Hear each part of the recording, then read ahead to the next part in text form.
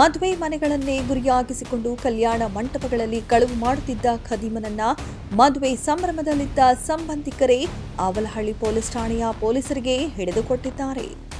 ಕಾಟಂನಲ್ಲೂರು cross ಬಳಿಯ ಮದುವೆ ಕಲ್ಯಾಣ ಮಂಟಪಕ್ಕೆ ಸಂಬಂಧಿಕರ ಮದುವೆಗೆ ದೂರುದಾರರು ಹೋಗಿದ್ರು. ಅಪರಿಚಿತ ವ್ಯಕ್ತಿಯೊಬ್ಬ ಕಲ್ಯಾಣ ಮಂಟಪದ ಮೊದಲನೇ ಮಹಡಿಯ ಕೊಠಡಿಯ ಅನುಮಾನಾಸ್ಪದವಾಗಿ ಓಡಾಡುತ್ತಿರುವುದನ್ನ ಕಂಡು ಆತನನ್ನ ಹಿಡಿದು ಅವಲಹಳ್ಳಿ ಪೊಲೀಸ್ ಠಾಣೆಯ ಪೊಲೀಸರಿಗೆ ಒಪ್ಪಿಸಿದ್ದರು.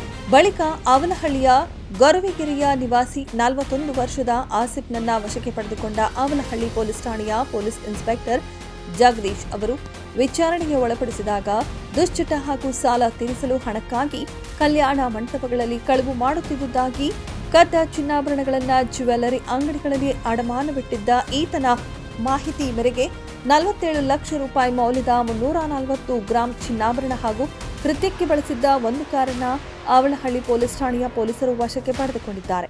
ಅವಲಹಳ್ಳಿ ಪೊಲೀಸ್ ಸ್ಟೇಷನ್ ವ್ಯಾಪ್ತಿಯಲ್ಲಿ ಒಳ್ಳೆಯ ಡಿಟೆಕ್ಷನ್ ಆಗಿದೆ.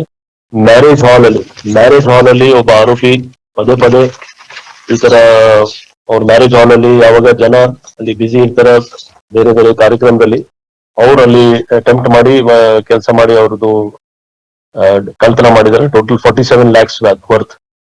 ಒಬ್ಬ ಆರೋಪಿ ಅವ್ರು ಮಾತ್ರ ಇದು ಎಲ್ಲ ಮ್ಯಾರೇಜ್ ಹಾಲ್ ಅಲ್ಲಿ ಟೋಟಲ್ 5 ಕೇಸಸ್ ಅವರು 5 ಕೇಸಲ್ಲಿ ಇನ್ವಾಲ್ವ್ ಆಗಿದ್ದಾರೆ. ಈ ಕಾರ್ಯಾಚರಣೆಯನ್ನ ಬೆಂಗಳೂರು ನಗರದ ವೈಟ್ ಫೀಲ್ಡ್ ವಿಭಾಗದ ಡಿಸಿಪಿ ಸಾಯ್ದುಲ್ ಅದಾವತ್ ಐಪಿಎಸ್ ಅವರ ನಿರ್ದೇಶನದಂತೆ ವೈಟ್ ಫೀಲ್ಡ್ ಉಪವಿಭಾಗದ ಎಸಿಪಿ ರೀನಾ ಸುವರ್ಣ ಅವರ ಮಾರ್ಗದರ್ಶನದಲ್ಲಿ ಅವಲಹಳ್ಳಿ ಪೊಲೀಸ್ ಠಾಣೆಯ ಪೊಲೀಸ್ ಇನ್ಸ್ಪೆಕ್ಟರ್ ಜಗದೀಶ್ ಬಿಆರ್ ಅವರ ನೇತೃತ್ವದಲ್ಲಿ ಪಿಎಸ್ಐಗಳಾದ ರೇವಣಸಿದ್ದಪ್ಪ ಜಿ, ಕಾರಂಜಿ ಕಾಳಗಿ, ನವೀದ್, ಎಎಸ್ಐ ಪ್ರಭಾಕರ್, ಸಿಬ್ಬಂದಿಗಳಾದ ದೇವೇಂದ್ರ, ನಾಯಕ, ಜಟ್ಟಿಂಗರಾಯ, ಮಣಿ, ಹರೀಶ್, ಕಿರಣ್, ನಾಗರಾಜ್, ಫಿರೋಜ್ ಅಹಮದ್, ನಾಗೇಶ್, ಮಂಜುನಾಥ, ಶರಣಪ್ಪ, ಹರಿ ಅವರುಗಳ ತಂಡ ಕುಖ್ಯಾತ ಮನೆಗಳನ್ನ ಹಾಗೂ ರಿಸೀವರ್ಗಳನ್ನ ಬಂಧಿಸುವಲ್ಲಿ ಯಶಸ್ವಿಯಾಗಿದ್ದಾರೆ.